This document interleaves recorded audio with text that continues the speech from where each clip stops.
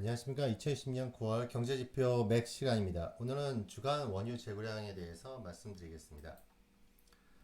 미국 주간 원유 재고는 그 두 가지 기관에서 발표를 하고 있는데요. 일단 첫 번째는 미국 석유협회 API에서 발표가 되고 있고요. 또 다른 하나는 미국 에너지청에서 발표를 하고 있습니다. 일단 API에서는 매주 수요일 날 한국 시간 기준으로 새벽 5시 30분에 발표가 되고 있고, EIA는 매주 수요일 날 동일한 날짜이지만 좀 일찍 23시 30분에 발표를 하고 있습니다.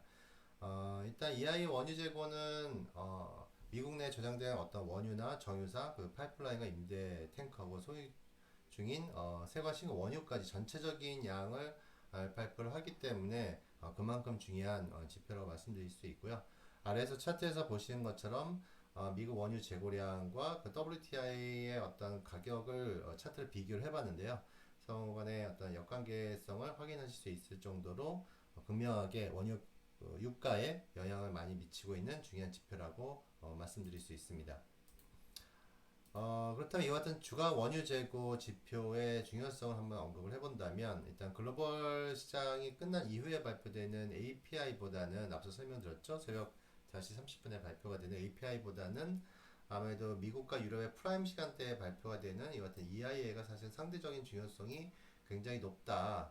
그렇기 때문에 이와 같은 EIA 지표가 이와 같은 그 WTI 가격의 어떤 단기적인 수급 지표로서 가장 널리 사용이 되고 있고요. 그 중에서도 어떤 예상치 대비 실제치가 차이가 크게 날 경우 유가가 상승하거나 또는 하락하는데 가장 큰 영향을 미치는 중요한 지표이기도 합니다.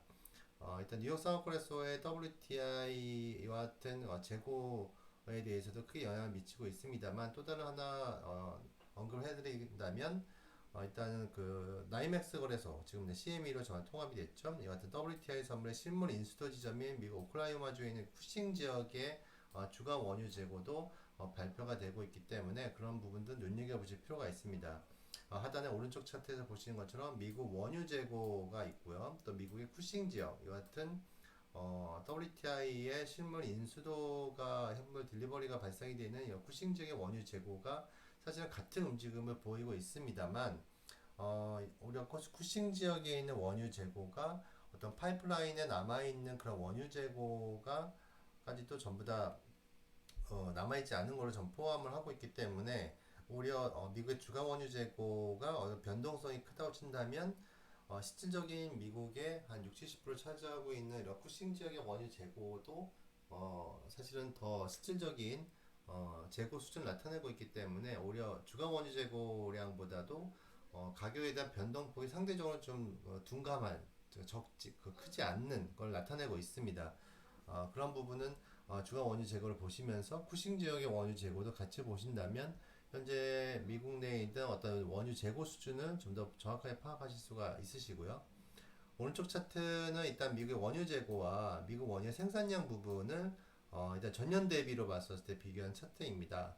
보시는 것처럼 원유 재고량의 전년 대비 비교한 것과 원유의 그에 따른 생산량 역시도 서로 상반되는 어떤 가격의 흐름을 나타내고 있습니다.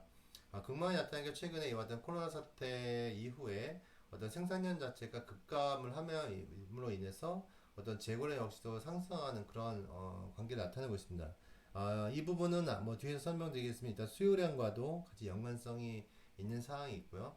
그만큼 생산량을 줄인다는 것 자체가 그만큼 그 재고량 자체가 충분하기 때문에 어떤 가격의 어떤 하락 압력을 정유사 입장에서는 제한할 필요성이 있다. 결국엔 서플라이어 쪽의 어떤 공급을 좀 타이트하게 갖고 가야 추가적인 가격의 하락을 막을 수가 있는 상황이라서 그런 부분도 향후에 원유 생산량과 재고량도 같은 동일선상에서 비교해 보신다면 향후 뭐 유가의 어떤 방향성이나 어떤 움직임을 파악하시는 데 유용하게 활용하실 수가 있습니다.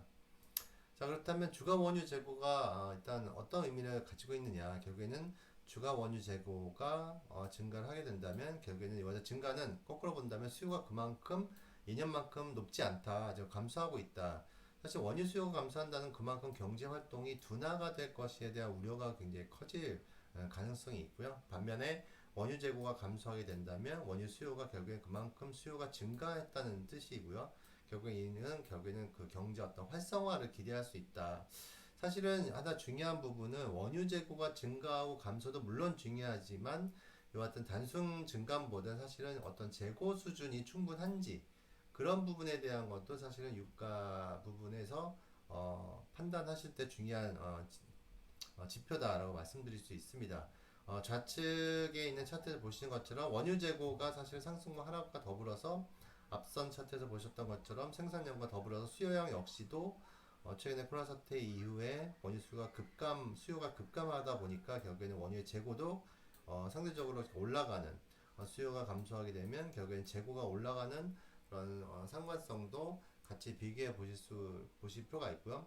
이와 같은 석유 수요의 감소는 결국에는 대표적으로 미국 내 어떤 승용차 판매량, 결국에는 휘발유 수요가 감소하고 있기 때문에 최근에 미국의 어떤 자동차 판매량 자체가 전년 대비로 봤었을 때 그 전까지는 전년 대비로 봤을 때 0보다 큰 판매량이 증가하는 모습을 보여주었습니다만 2015년 이후서부터 점차적으로 미국 내 자동차 판매량이 감소하는 세를 유지를 함에 따라서 결국에는 재고량 역시도 어느 정도 지금 상승하는 그런 모습을 보여주는 것도 사실은 이와 같은 휘발유 수요 결국에는 원유 수요의 감소도 큰 영향을 미치고 있다라는 부분을 말씀드릴 수가 있습니다.